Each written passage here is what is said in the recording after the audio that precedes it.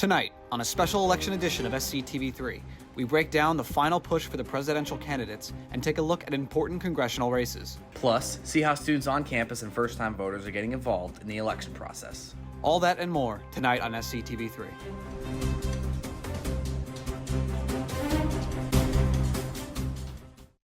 Hello and welcome to a special election edition of SCTV3 Weekly News. Thank you for joining us. Tonight, we'll be analyzing the final push for each presidential candidate, looking at the important congressional races in Massachusetts and across the country, polling places around Springfield, and so much more. We begin tonight with former President Donald Trump, who won the nomination for the presidency at the Republican National Convention in July. Trump, who announced his plan to run again in November of 2022, has faced indictments, felony charges, and assassination attempts during his campaign. He has rallies scheduled across the country over the next 3 days. Trump has spent a lot of time in swing states like Arizona, Michigan, Wisconsin, and Pennsylvania, all states that he lost in the 2020 election to Joe Biden. SCTV3's Nick Pantages has the update on his campaign. Former President Donald Trump is looking to become the first in over a century to serve 2 non-consecutive terms as president, and he is focusing on key battleground states. Trump has focused a lot of his time in Pennsylvania, the swing state with the most electoral votes, making more trips to the Keystone State than anywhere else. One of Trump's biggest running points this cycle is vowing to close the border and stop the, quote, illegal immigrant invasion. You get angrier and angrier. It's true.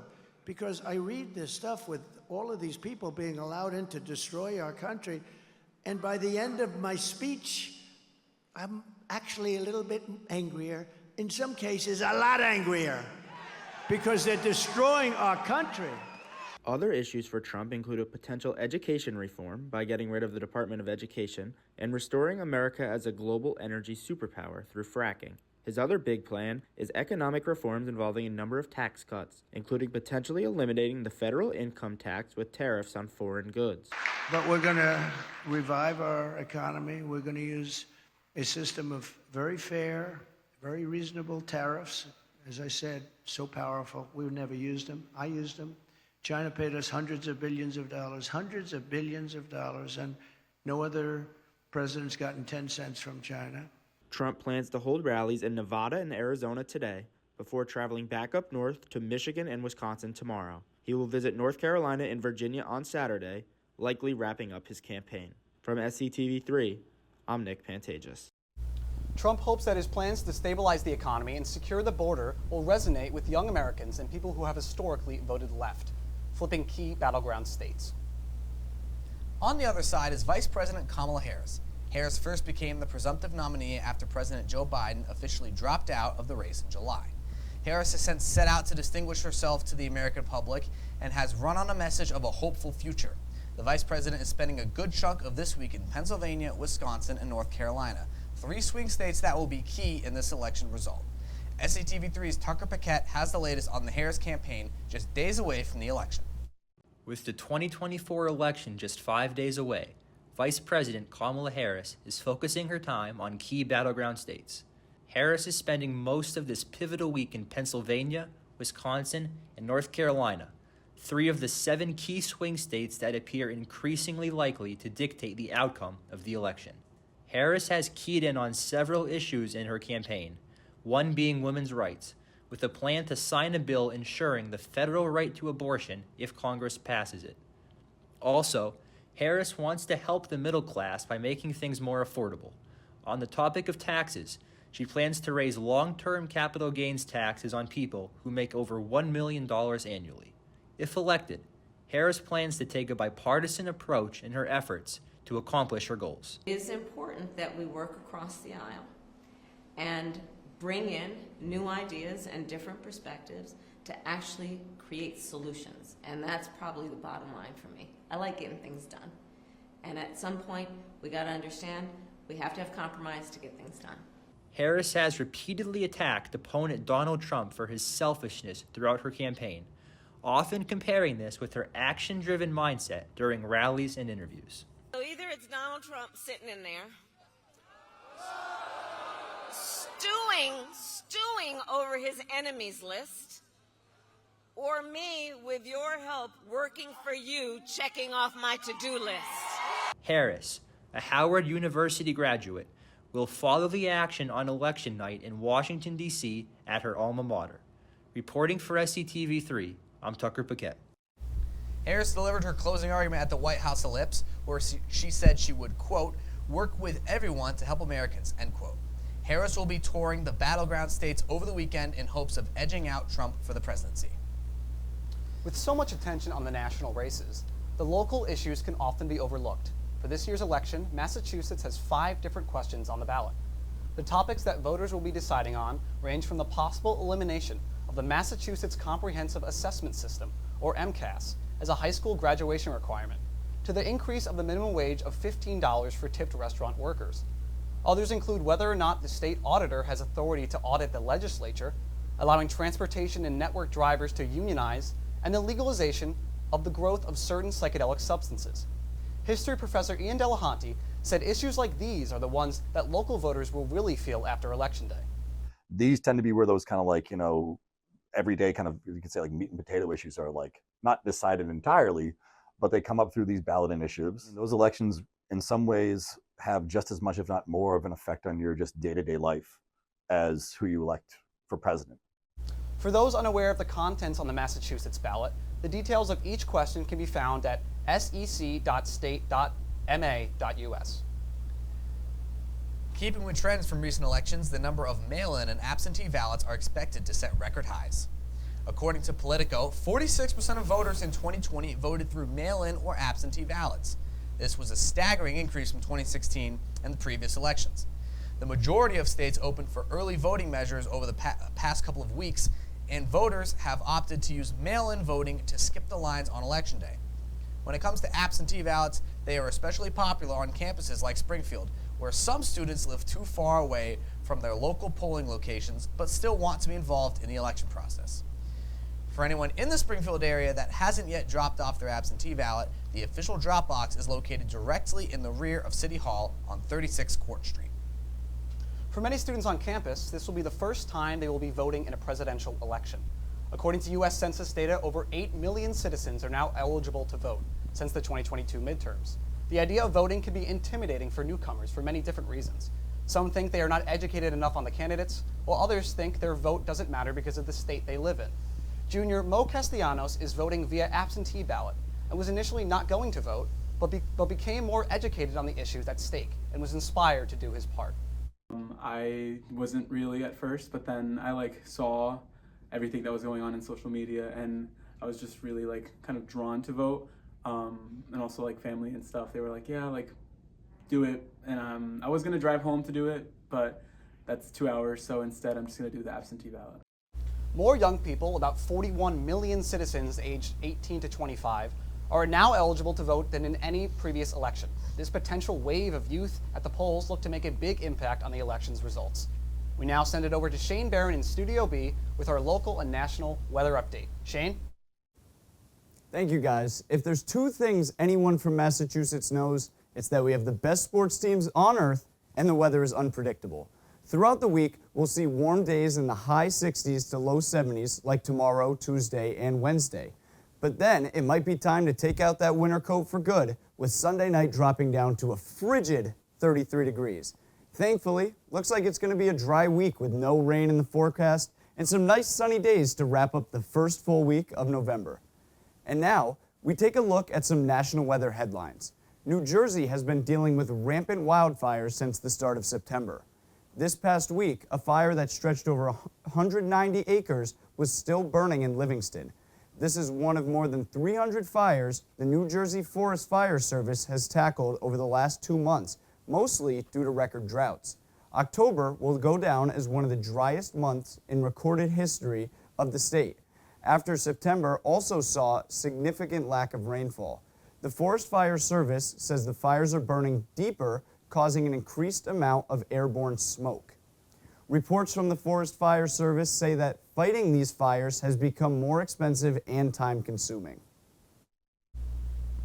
After the break, we take a look at the national and local congressional races.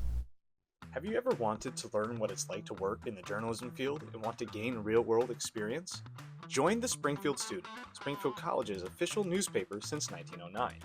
Here you'll get to learn what it's like to work in a fast-paced, deadline-driven industry and get to write weekly stories for the paper surrounding athletics, events on campus, feature stories, and so much more. You'll also have the opportunity to potentially cover the Spalding Hoop Hall Classic, a yearly high school basketball showcase held right here in Blake Arena, featuring some of the top high school talent across the country. Interested in learning more or joining the staff? Email our faculty advisor, Amy Crawford, or reach out to me directly, Braden Shea, the editor-in-chief.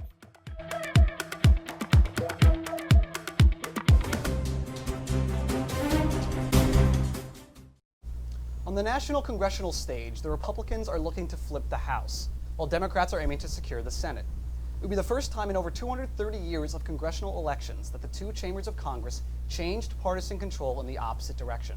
SCTV3's Dante Iafredi takes a look at some of the most notable races. Last Tuesday, Representative Ruben Gallego, a Democratic U.S. Senate candidate, was at the Best Taquito where he held a meet and greet to try to outreach local voters. With the election on its way, he's trying to encourage them to vote early or to get to the polls on November 5th.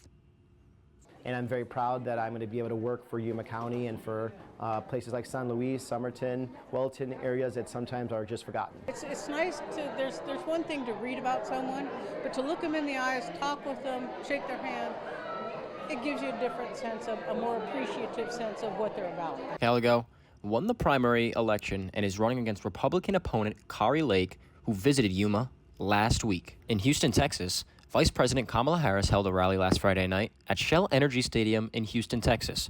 Democratic Senate candidate Representative Colin Allred took the stage where he spoke about the differences between him and his opponent, Senator Ted Cruz. But Ted Cruz has been all about himself for too long. Too long. 12 years is long enough. And I don't know if y'all saw the debate the other night. Yeah? There's one thing I know for sure after that debate. It's that everything is bigger in Texas, but Ted Cruz is too small for Texas.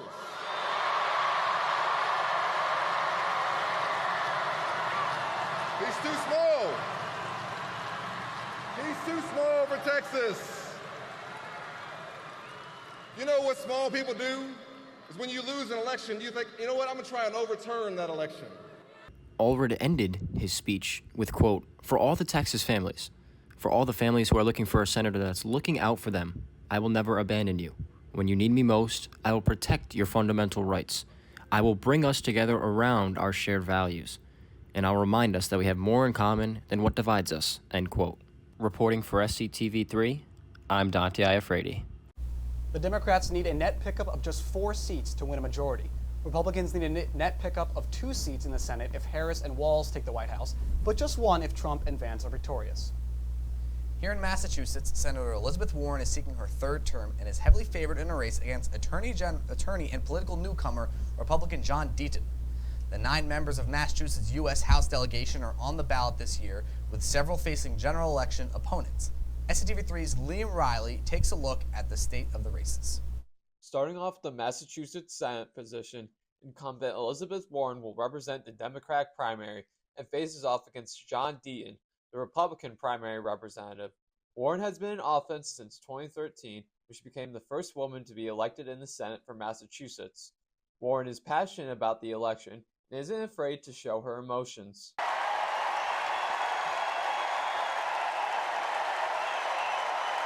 Healthcare, taxes, abortion. Trust Donald Trump and J.D. Vance to look out for your family? Shoot, I wouldn't let those guys, I wouldn't trust them to move my couch. As for representatives of the House, Massachusetts voters will have the opportunity to elect 9 candidates to serve from each of the state's 9 districts. Most of their candidates will be Democratic or Independent, as only 2 districts had candidates filed for the Republican Party primary. Kathleen Clark is a Democratic primary candidate for District 5 and has focused a lot on the cost of childcare. And 1/3 of all children under 5 don't have any formal care at all. All of this is a drag on the quality of our children's education, the financial security of working families, and the strength of our entire economy. Just like the presidential election, Voting for the Senate and House of Representatives ends November 5th. The results could be announced that night or days later, so stay tuned. Reporting for SCTV3, I'm Liam Riley. For those not sure where to vote, once again, you can visit sec.state.ma and enter in your street address to find the closest polling place to you. Historically, Springfield has its own unique history with presidents and presidential candidates. Then presidential candidate Hillary Clinton visited Springfield College in 2008 and spoke in Blake Arena in front of over 2,000 students, first coming to the campus in 1994 as the First Lady. The 35th president, John F. Kennedy, gave a commencement speech at Springfield College in 1956, as well as receiving an honorary degree in law. Kennedy later stopped by City Hall for a campaign rally in 1960, where he spoke on the steps in front of residents and students of the college, just days before his election victory. Also, the 27th president, William Howard Taft, spoke at Springfield College in 1913, when Marsh Memorial was given a library. Its presidential past is yet another layer in Springfield's rich history. For those who are voting in person on Election Day, these are the main polling places around Springfield to vote in person next Tuesday. We start with the Good Life Center on 1600 East Columbus Ave across the street from the downtown Marriott. Springfield Fire Department, located on Worthington Street, will also hold in-person voting on the 5th. If you are looking for a poll closer to Chicopee, then you should visit the North End Youth Center, located on the corner of Dwight and Dover Street. If you are voting for the first time, make sure to bring proper photo identification, such as a driver's license, to the polls. All of these locations open at 7 in the morning and close at 8 in the evening on Tuesday, November 5th. The Springfield student ran a poll of the campus community members this week on a number of different election topics. The poll, which registered over 130 responses for each prompt, showed that 92% have already or plan on voting in this election. Over 90% of responders thought that this election was more important than past ones, including the election in 2020. A little over 60% said it will be their very first time voting in any election, while Vice President Harris won the presidential poll with 59.7% of the vote. Notably, 6.2% of the responders said they would rather vote for a third-party candidate over Harris and Trump. The diverse student body on campus seemed to understand the importance of their vote this election cycle. And now we send it back over to Shane Barron in Studio B, who gives us a breakdown of some of the most recent data in some of the key battleground states. The presidential election is just 5 days away, and with a neck-and-neck race underway, this election day will be a nail-biter like no other. Donald Trump is no stranger to close elections. He lost by 7 million votes in 2020 to Joe Biden, and even when he won the presidency against Hillary Clinton in 2012, he lost the popular vote. This election is shaping up to be potentially even tighter than that. Like any of these presidential races, many states have certain trends that are unlikely to be flipped. But from our graphs here at SCTV3, I've pinpointed it down to 3 key states that will shape this election. In the Peach State, Georgia in 2020 shockingly voted blue and stayed blue for Senate voting, electing Senator Warnock as well.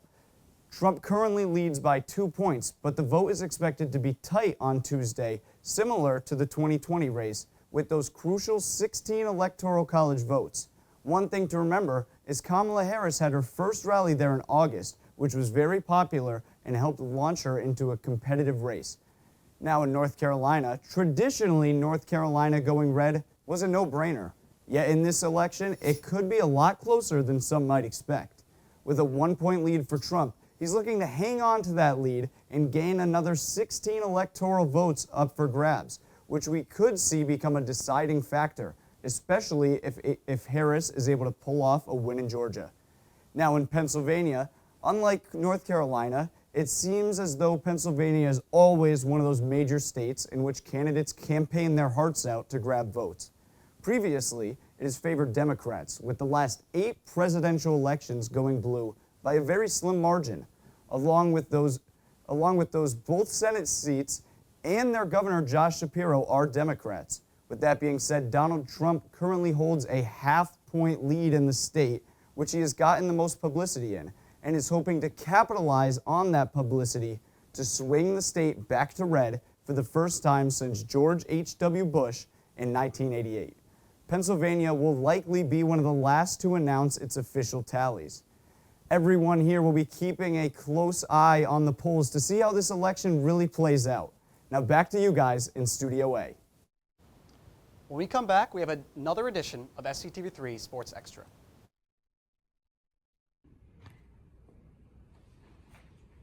Guys, do you want to change lives? Absolutely. How can we do that? Follow me. Let's go to the Y Club. All right, let's ask some members what they love about Y Club. I love when the Y Club gives me opportunity to hang out with community members. It gives you an opportunity to help families. You don't have to know anything about the Y and you get to meet great people. I love how inviting all the members are, and I also like participating in all the fun activities. The Y Club gives you an opportunity to grow as a leader by engaging with people in your community. Hey Jess, what's reason number 1 on why you should join Y Club? Meeting different populations of people and learning what future communities you might want to work with.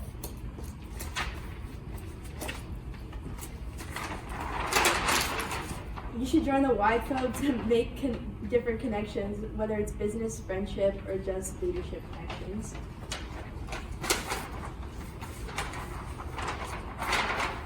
Reason number 3 is to get out of your comfort zone. If you feel stuck in any place, and this place is perfect for it. If you want to get out of it and explore new locations. Reason number 4 is that you don't need a career in the YMCA. There's so many other things that you can do with it, and you don't need a job for it.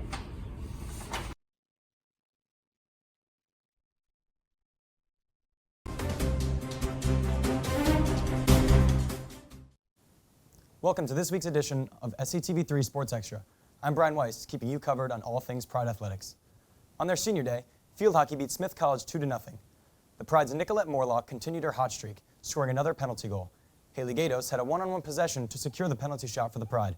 Grad student Emma McLaughlin tapped in a rebounded shot to score as well. In a last-minute goalie change, senior Naylee Hess had a great shutout performance to secure the Pride's victory.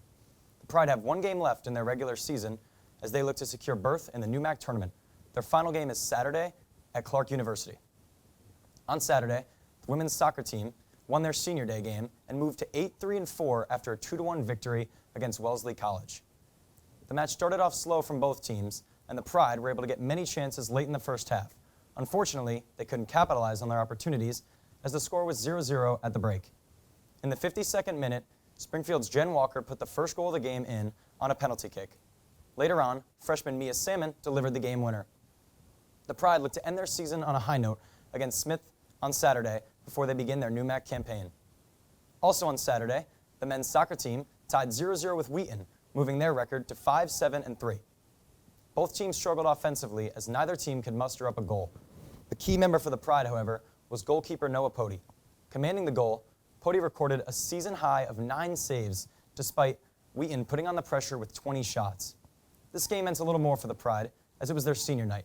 Seniors on the team received a picture frame with photos of them on the Pride. The team traveled to Framingham State on Tuesday night and won 1-0.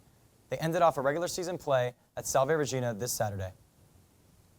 October is Breast Cancer Awareness Month, and here at Springfield College, our athletic teams are showing their support by wearing pink. SCTV3's Caitlin Kupiak has more.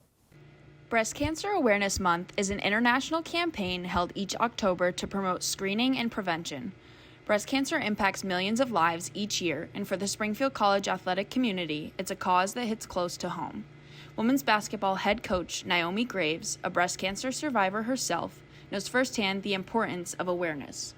Usually in the month of October, we go off with our team to celebrate Breast Cancer Month with the Forest Park walk. That's something we've done for 100 years since I've been back here. And I think it's a really important time for me to teach our women just that breast cancer can affect everyone. It's not only varsity athletes showing their support. Club athletes like Maggie Sear are also finding ways to make a difference. Hi, I'm Maggie, and I wear pink to practice, especially in the month of October for breast cancer awareness. I wear pink to raise awareness, show support of people who are going through breast cancer, survivors, and for their family members.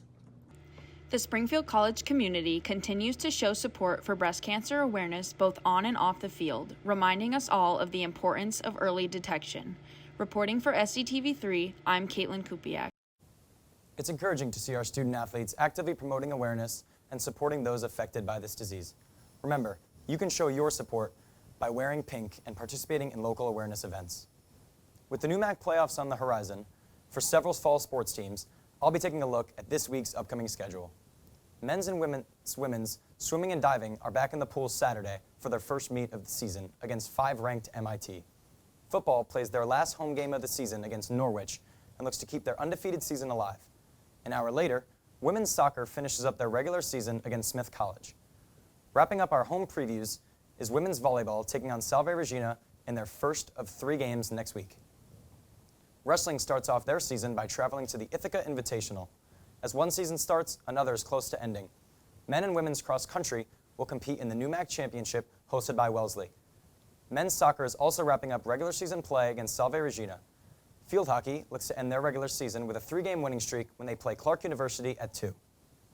To see every team's schedule, check out SpringfieldCollegePride.com. That'll do it for this week on Sports Extra. Back to you in the studio, River.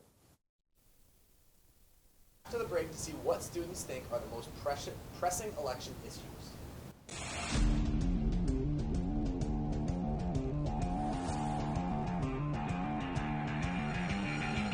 This Saturday, it's senior day for the Pride, so come out and support your fellow student athletes as it is also the final home game of the season. Springfield has crawled its way into the number 22 spot in the recent AFCA coaches poll and looks to keep the ball rolling against a fellow NUMAC opponent in the Norwich Cadets. Springfield is 7-0 for the first time since 2017 and is looking to continue their momentum as postseason play is right around the corner. The Cadets are still searching for that first win and look to crash the party at Stagg Field for a 12 o'clock kickoff time. Come out and support the seniors and their families.